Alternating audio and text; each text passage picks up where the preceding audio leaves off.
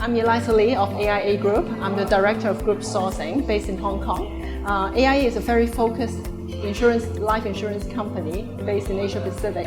And we are at the headquarters in Hong Kong, so we have a chance to be based in Asia, very focused in Asia, and be very focused in the very fast growing life insurance industry. My name is Walt Charles. I'm the Global Senior Vice President and Chief Procurement Officer for Allergan, which is a $15 billion revenue biotechnology company based in the US. Digital transformation of procurement really changed how we do the business first. I think this morning the speaker have talked about, instead of shuffling requests and things like that, we have the digital form of doing business. We can do things much faster with better control, and we also have better tracking of everything, so we can stay ahead of the game. Instead of reacting, we can be more proactive in addressing the business need. And also it changed the way that our mentality as well in the procurement industry.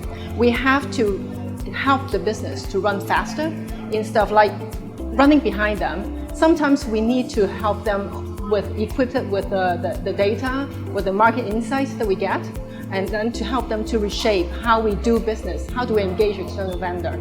So, and also it changed the way that we need to manage the expectation as well.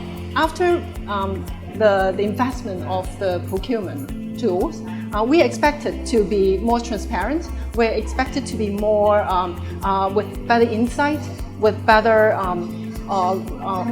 skill in addressing the need of the business as well.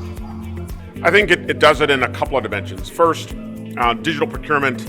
Actually, you had a presenter actually talk about what the definition of digital was. It's got a couple of different layers. The first layer is converting something from analog to something that you can actually do some incremental processing on, right? So digital procurement is basically taking very analog processes, putting it into a digital format, and then running a bunch of algorithms and processes on it, pretty much, at a high level.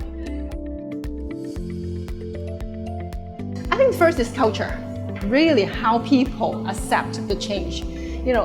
Within our own procurement team, how we need to change our way of running procurement. Also, instead of the old-fashioned way, we need to be more upfront. And also the people in the internal client side as well. How do they perceive our value? We are not only trying to stop them from doing business, we are trying to help them to do business faster. How do we enable it? Another is about the data. We have the nice tool, it sounds very nice, but how did we implement it? Whether we have the good data quality and to enable us to run the data analysis, really to enable us to run the process more smoothly. How do we get the insight to the client as well? And that is to bring the value back to the business. And then also, how do we keep up with the market? Because I think everyone tried to do digital transformation for years, how fast we are running. And it seems we're still keeping up with how the tool is being evolved in the market. And I think we need to realize what we have invested first, and we demonstrate, there's more to come so as to attract the investment and also to bring up our own talent as well, to really make use of the tool. I think the first one is where we focus, right? So, and I'll use the example of Allergan. Many folks, I think, are focusing in the wrong space first. In fact, if I look at where we focused, we actually focused on source to contract activities, right? Source to contract meaning it's 95% of the value of a procurement team typically is generated when you're negotiating with the supplier. It's not happening after the transaction is about to get put in through your P2P system. It's happening at the negotiation chair. And so if you could make that a meaningfully more effective and efficient process through a couple of digital approaches, you can actually drive a significant amount of value for your business. Not only speed, but also value. And so the first challenge is where folks focus. I think they focus on P2P or other aspects of the procurement process, and not where the most of the value is created, not where the most of the ROI can be gleaned. And so focus on source to contract. That's step one. The second problem is around capability, right? So you've got usually a little bit of capability gap with next generation tools, right? So you've got folks that actually know how to use Excel. They don't know how to use the next generation stuff. And so how do you bridge the gap between Excel to what the opportunity looks like when you can actually source 1,600 suppliers as easily as you can source 6, and where you can actually get a lot more granular understanding of what the value drivers are in every bid. And I think big data analytics drives a huge amount of opportunity because you can actually get after 1,000x more value in terms of a lot more suppliers and in terms of a lot more granularity in that. And the third is the tech. Interestingly here, technology is only a singular component, right? So you've got but finding the right technology to fix the problem that you've got is typically a huge challenge. And so what I do is I've got a process that I use that's called a constraintless bidding process that basically helps me identify the problems and then make sure I use the right technology suites, right technology solutions to fix the actual problem you've got, not the problem you think you have, which are the 3 things that I think are driving most of the challenges. I think in general, we talk about, what we must do is the sourcing part, the sourcing to pay, the P2P, the contract management. I think the roadmap depends on the priority of the organization and who's leading this. For example, if risk is leading this, there would be more control-oriented, type of roadmap. If it's finance is leading this, we would be more focused on the P2P probably. But I think the roadmap really have to fit in what the organization wants to achieve. What should we focus on? And so it would change the priority of which one to go first. But at the end of the day, source to pay is a must. We must have it one way or the other. I think the next question of the roadmap would be, okay, we have these basic things. Where should we go further? How do we go with, say, automation, robotic, AI, better contract management, so we can really show that we have the right investment and it's really value for the money. So the roadmap for the second part is really how our procurement team can demonstrate the first lot of investment brings in the value, and we show them that it's worth going further. And I think there's a lot of room that we need to show to our management, who would invest in the procurement teams too. From a roadmap perspective, you got to start with where you want to be, right? So what is your aspirational journey? Are you trying to get after much more effective negotiations? Are you trying to get after much more effective transactional efficiency? What are you trying to do? What problem are you trying to solve? First step in your journey, where am I heading? If you don't know where you're going, you're not going to get there by whatever you buy and how much you spend because you don't have the direction. So where are you going? Second thing is around what problems do I have? So what are the specific problems that are presenting in my particular business that, if fixed, would allow me to unlock meaningfully more value for my business? And so the challenge there, one of the challenges there is that people aren't crisp enough in defining what's busted, what's not working.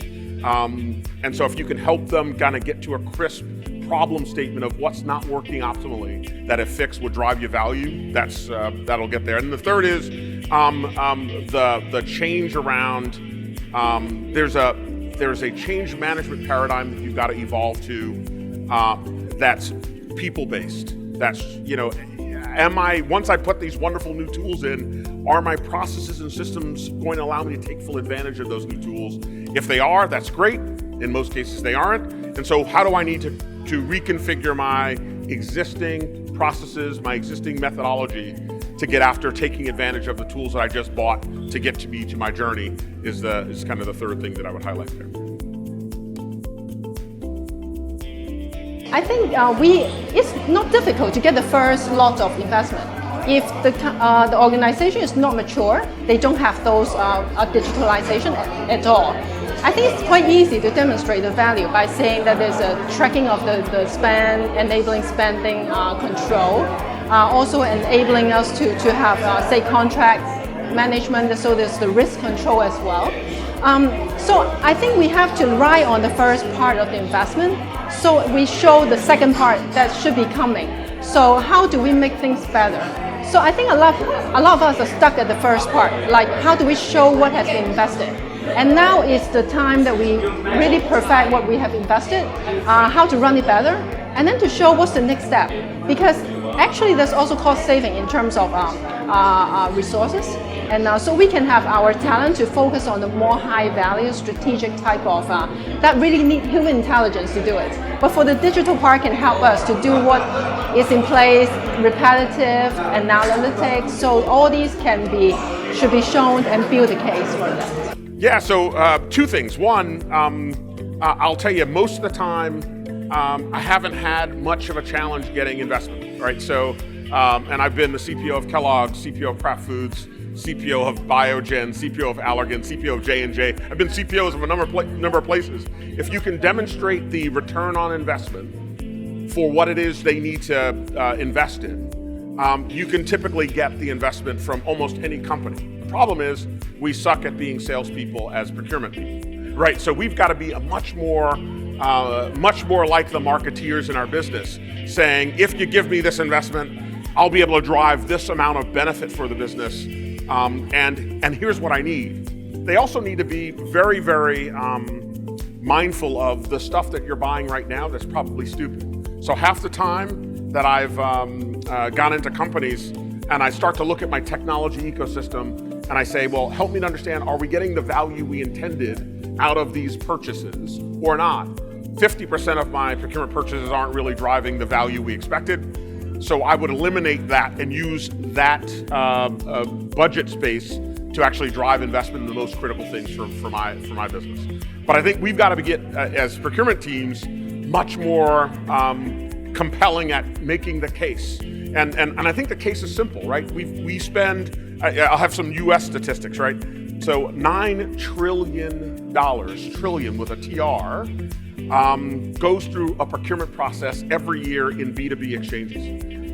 It is probably the second biggest value lever after sales at driving value to the company. And if you can get, improvement in how we manage that spend and get even just a small percentage on a very large number, you end up with a very large number, right? So my sense is here, I think there's a huge opportunity for procurement to lean in, to take advantage of the huge lever we've got, figure out how to develop the swagger of a marketeer, and then basically communicate the messages of the ROI, the return on investment, and you can actually make that sale at every single company. And oftentimes the sale is less than a 5-minute, 10-minute conversation, even when you're asking for large money. And just one example, Kellogg's, we were doing a transformational journey. First 120 days, we delivered $113 million.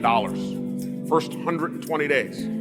When I went to my boss to ask for a $14 million investment, he said, absolutely, you sure you don't need more? Right, so when you have that kind of value proposition, that kind of lift already proven, it's much easier to make an incremental ask for whatever the heck you are going to need incremental to drive more value. So I would encourage folks to understand what the value proposition is and pursue it pretty aggressively.